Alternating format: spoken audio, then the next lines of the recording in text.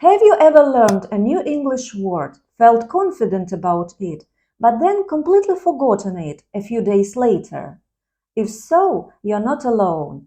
Many English learners think they have a bad memory, but in reality, forgetting is a normal part of how our brains work. The real question isn't why we forget words, but what we can do to remember them more effectively. Before we dive into some effective strategies to help you remember new vocabulary, a quick reminder. Learning English doesn't stop when a lesson ends. 1 hour of English a week is only 1 hour of the 168 hours in a week. That's why I've created a free weekly practice worksheet with activities for reading, listening, writing, and speaking. The first worksheet focuses on hobbies and leisure activities. If you'd like to get it, subscribe to the channel and follow the link in the description. Now, let's find out what we can do to remember new words better. One of the most famous studies on memory was conducted by the German psychologist Hermann Ebbinghaus in the 1880s. Ebbinghaus discovered what is now known as the forgetting curve. His research showed that we forget information surprisingly quickly after learning it. In fact, a large portion of newly learned information can disappear from memory within days if we don't review it. This idea led to the development of the learning technique called spaced repetition.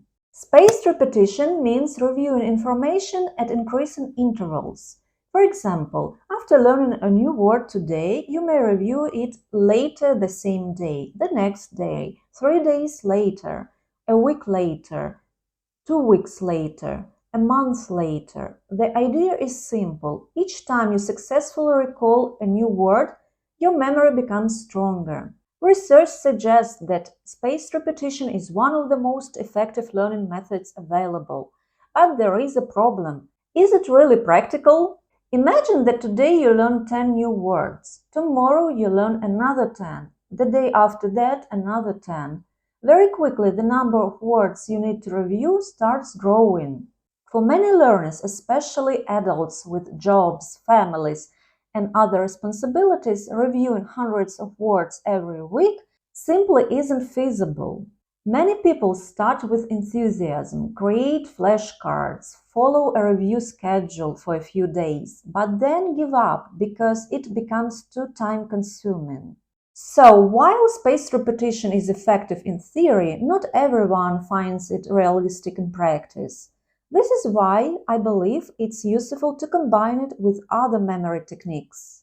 One technique that I personally find helpful is creating associations. An association is a mental connection between a new word and something you already know.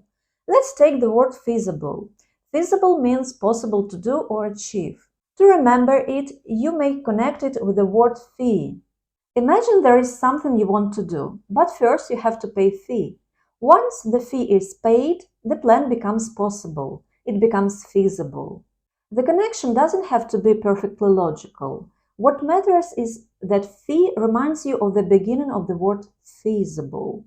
The next time you're looking for a synonym of possible, you may remember fee, which can then lead you to the word feasible. You can even create several associations for the same word. The more connections you build, the easier it becomes to find the word again when you need it. Will it make you remember the word forever? No, but it gives your brain another pathway to find it when you need it. There is another step many learners skip: saying new words out loud. When you only read a word silently, you train your eyes to recognize it. But when you pronounce it, you also train your mouth and speech muscles to produce it. In a way, you are creating another type of memory. Many people call it mouth memory or muscle memory.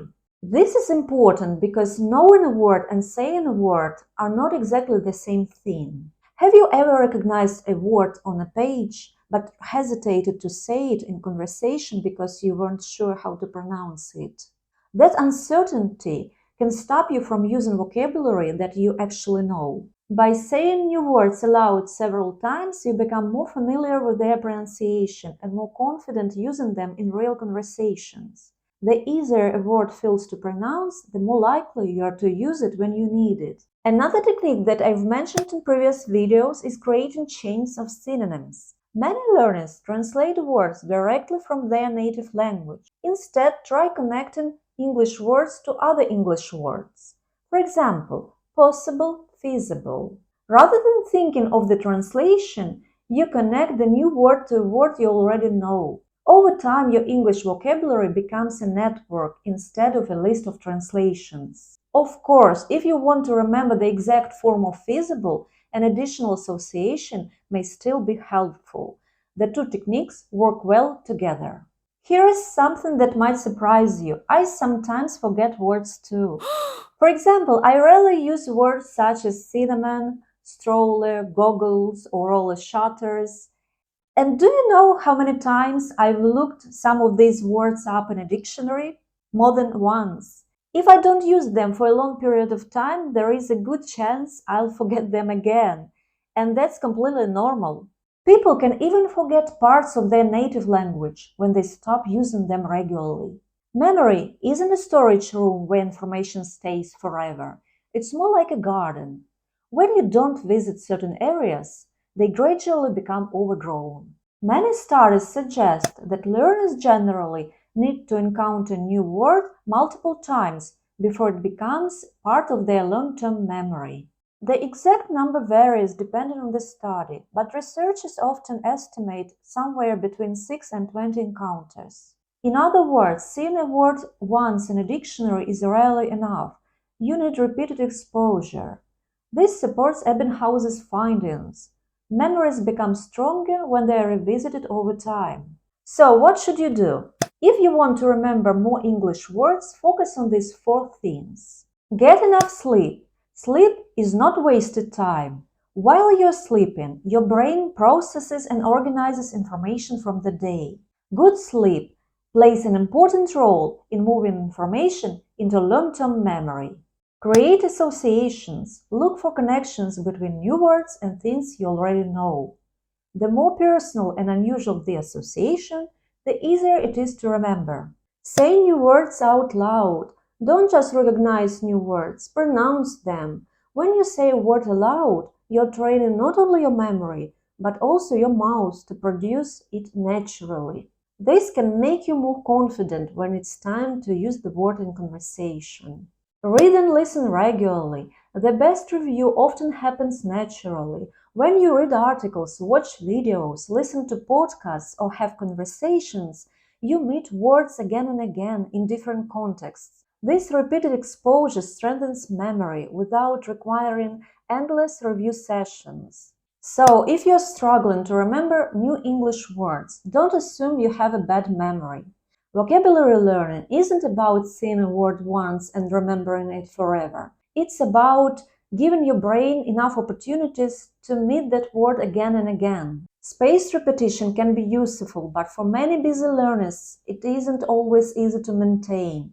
That's why it helps to combine different strategies.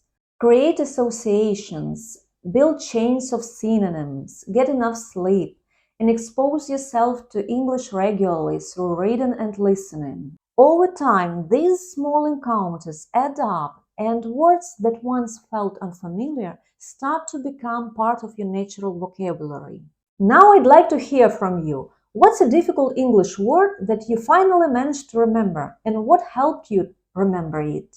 Let me know in the comments below. If you found this video helpful, don't forget to like, subscribe, and share it with another English learner. Thanks for watching. I'll see you in the next video.